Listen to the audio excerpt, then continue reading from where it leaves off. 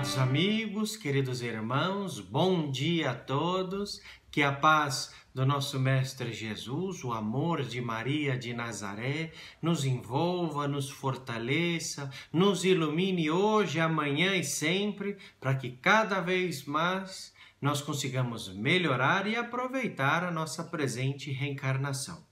Por falar em reencarnação, nós terminamos em duas partes esse tema interessante sobre ressurreição e reencarnação. Obviamente que mesmo em 2 vídeos não dá para se esgotar o tema, mas tivemos algumas ideias, colocamos nas especificações dos vídeos a bibliografia, entre outras, para que vocês também possam pesquisar, aprender, procurar as informações, dúvidas e questionamentos. Para o que for necessário, nós estamos aqui, contem conosco, para que nessa troca de ideias nós consigamos aprender juntos. Hoje, na sequência, nós temos a continuidade do capítulo 4 do Evangelho que nós estamos vendo. Ninguém pode ver o reino de Deus se não nascer de novo. E o nosso item é os laços de família que são fortalecidos pela reencarnação e quebrados pela teoria da unicidade da existência. Vejamos que isto aqui não é uma pergunta, é uma afirmação. Os laços de família são, de fato, fortalecidos, estreitados, aproximados, à medida que a gente for reencarnando. Nós temos em o nosso meio familiar espíritos em que nós vamos nos encontrando não uma vez, mas sucessivas vezes, e que à medida que nós vamos nos aproximando, nós vamos então fortalecendo esta relação que até então era física, sanguínea, que passa a ser uma relação espiritual, um vínculo de afinidade espiritual. Então, o Evangelho começa justamente fazendo esta separação entre essas duas ideias, teoria reencarnacionista com a teoria da unicidade da existência, em que uma delas, sim, prolonga a relação familiar, que é justamente a teoria reencarnacionista. Se eu for levar em consideração a teoria da unicidade da existência, de uma vida única, e com a morte ela se extingue, também se extinguiria qualquer tipo de afinidade ou falta de afinidade com os nossos familiares. No final, nós vamos voltar a esse raciocínio, porque o Kardec é um gênio quando escreve nas páginas do Evangelho. Mas começa aqui para nós, até sempre, uma pequena leitura para nós identificarmos aonde vamos caminhar, porque o Evangelho, no seu detalhe, coloca ideias muito profundas, que a gente vai encontrar um raciocínio muito mais ampliado. Então vamos a uma pequena leitura para termos uma ideia. Os espíritos formam, no espaço, grupos ou famílias unidos pela afeição, pela simpatia e semelhança de inclinações. Esses espíritos, felizes por estarem juntos, se procuram. A encarnação não os separa senão momentaneamente, porque, depois da reentrada na erraticidade, se reencontram como amigos ao retorno de uma viagem.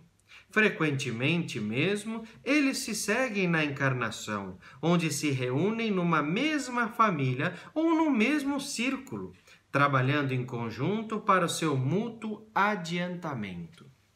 Muito bem.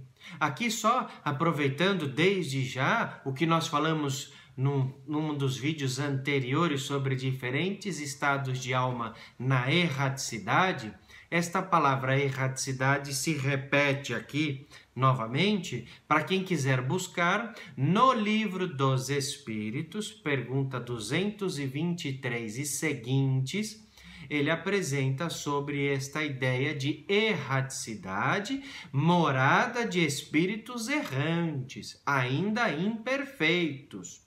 é esse plano espiritual muito próximo aqui, na verdade, bem semelhante ao nosso plano material, que é local de habitação de espíritos errantes. Está no livro dos Espíritos. Mas, enfim, olhemos aqui o que nós lemos. Os espíritos formam no espaço, no plano espiritual, mas também no plano material, grupos ou famílias unidos. Grupos ou famílias. Então, pera um pouquinho. No plano espiritual, eu posso reencontrar a minha família? Claro que sim. No plano espiritual, posso reencontrar amigos queridos? Claro que sim. Esta união é mantida. Ela é continuada no plano espiritual. Mas qual o critério que faz com que nos reencontremos com família, nos reencontremos com amigos, aqueles que nos são queridos? Como que a gente faz para poder reencontrá-los? O Evangelho coloca: a união precisa ser baseada na afeição, simpatia e semelhança de inclinações, as tendências, as vontades. Então, esses três elementos, afeição, semelhança e simpatia, faz com que nós, reencarnados ou desencarnados, e aqui especificamente o Evangelho trata dos desencarnados, faz com que eles se reencontrem no plano espiritual. E aí, na leitura que nós fizemos, mostra que felizes por estarem juntos, porque na realidade é uma alegria nós reencontrarmos aqueles que nós nos damos bem, aqueles que nós amamos, aqueles que nós sentimos saudade por já terem retornado primeiro do que nós ao plano espiritual, nós continuamos esta relação de amizade, de carinho. Mesmo na erraticidade. É como se fosse o reencontro depois de uma viagem, que é o que diz o Evangelho. Mas observemos que essa leitura que nós fizemos, se nós analisarmos detalhadamente, o que acontece? O Kardec, na mensagem evangélica, nos dá a ideia de alegria, de felicidade por nós reencontrarmos espíritos afins. Mas é bem verdade, e alguém pode questionar, que a afinidade não necessariamente ela é para o bem. Afinidade, simpatia e semelhança de inclinações não necessariamente une espíritos bons. Porque a gente pode ter também espíritos com afinidade, simpatia e semelhança de inclinações para o mal. Espíritos que têm no seu sentimento ainda ideias de ódio, de vingança, de revolta, não perdoar. E aí o que acontece? Se reencontram com seus afins, aqueles outros que também vibram e pensam da mesma maneira. Pode ser ou não espíritos de uma mesma família, mas uma coisa é certa, eles formam na espiritualidade, no mundo errante, grupos afins, verdadeiras colônias espirituais que nós encontramos no livro Libertação com o título do capítulo, Uma Cidade Estranha. Uma verdadeira cidade no mundo espiritual, na erraticidade mais inferiorizada, em que ali se reuniam grupos de espíritos não familiares, mas ligados por uma coisa em comum: prejudicar o próximo. Justamente essa era a afeição, a simpatia entre eles. Então nós temos que levar em consideração que este pensamento ele é para o bem, sim, e é maravilhoso porque nós vamos reencontrar aqueles que nós amamos. Mas com esta mesma ideia que está aqui no Evangelho, se podem formar no plano espiritual grupos de espíritos unidos por uma vibração negativa, por uma afeição e simpatia menos nobre, para prejudicar os outros, como nós mencionamos do Libertação e tantos livros do André Luiz, por exemplo, de espíritos que saem a prejudicar. Percebamos que a ideia de reencarnação, ela amplia de uma tal maneira para o bem, ela é aplicável para o bem e para aqueles que ainda não necessariamente seguem o bem. Porque há continuidade. Não é porque a pessoa desencarna e reencarna que ela vai se modificar. Eu, quando desencarnar, continuarei sendo a mesma pessoa. Mesmos pensamentos, mesmas inclinações, mesmos desejos. E justamente esses mesmos sentimentos vão fazer com que nós encontremos no plano espiritual aqueles que nos são afim. Dize-me quem sois e te direis quem és, com quem andarás no plano espiritual.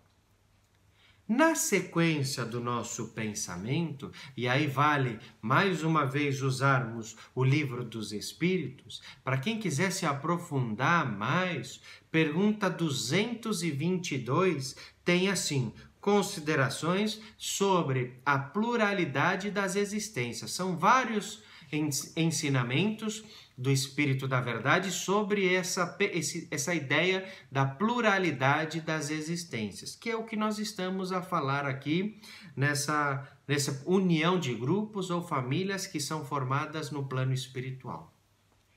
Então, seguindo, alguém pode perguntar: mas eu hoje estou reencarnado. Tenho no plano espiritual parentes que já partiram antes do que eu.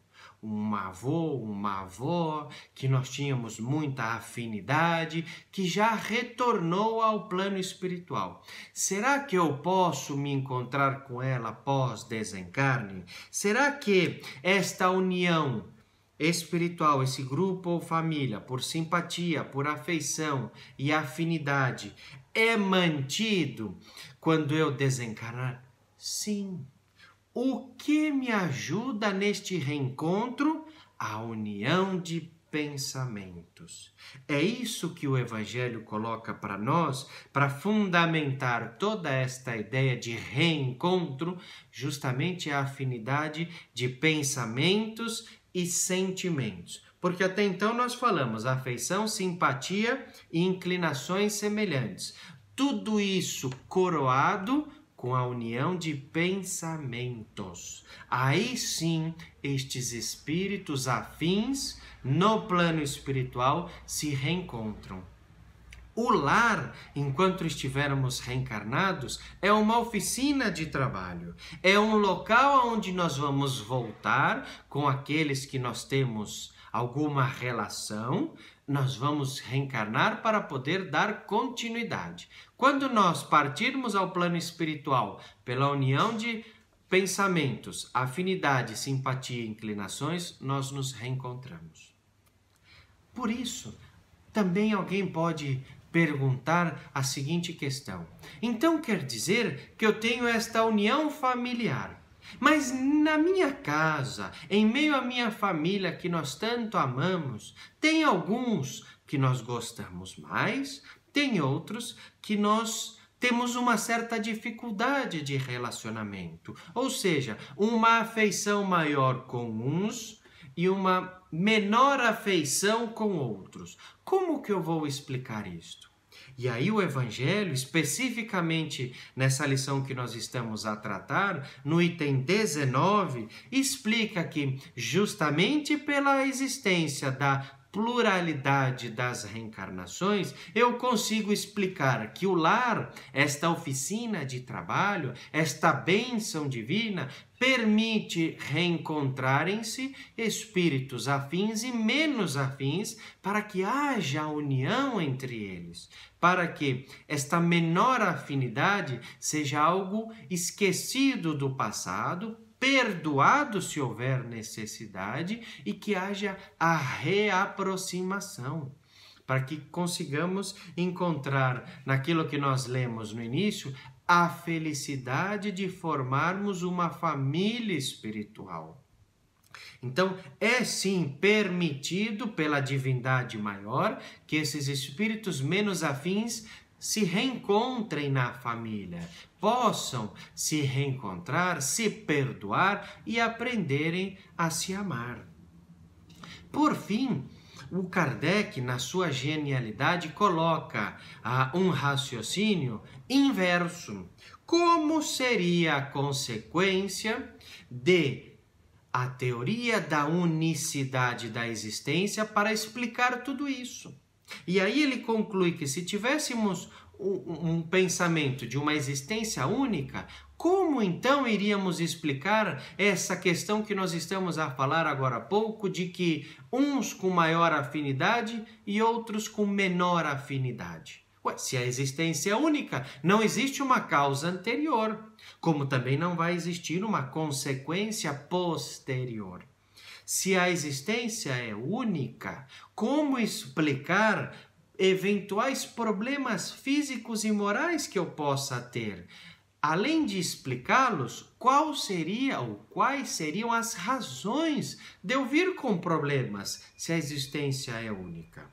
E pós término da minha existência, para que eu vou ter a bênção de estar numa morada sublime, numa colônia espiritual, ou estar em um local de sofrimento, de uma erraticidade, esperando poder resgatar o que eu fizer? Então, o Kardec coloca essa reflexão da teoria da unicidade na existência para o passado, não tem sentido, como também não tem sentido para o futuro. Enfim, essa corrente de pensamento que prevaleceu por muito tempo, ela tende a desaparecer, porque não existe uma explicação lógica, racional e, acima de tudo, com sentido de explicar para que cada um de nós consigamos compreender a nossa posição como espíritos reencarnados, a nossa condição de familiar, na nossa oportunidade de estarmos dentro de uma família para contribuir no bem, contribuir no meio social, enfim, ajudar o melhoramento da coletividade. Por isso que a teoria da pluralidade das existências é a peça que faltava nesse quebra-cabeça maior da vida. E o Kardec conclui dizendo que é justamente pela pluralidade das existências que nós encontramos as respostas que há muito tempo almejamos. Então fica aqui a nossa mensagem com o Livro dos Espíritos, o livro Libertação, entre outros do André Luiz, para fundamentar que a união de família e de grupo, esta união familiar espiritual, é por afeição, afinidade e simpatia, fundamentada pela união de pensamentos. Muita paz, muita luz, muita força para todos vocês e que na próxima semana nós vamos comentar sobre as instruções dos Espíritos, os limites das encarnações. Pergunta interessante para nós. Muita paz, meus queridos amigos. Tchau, tchau.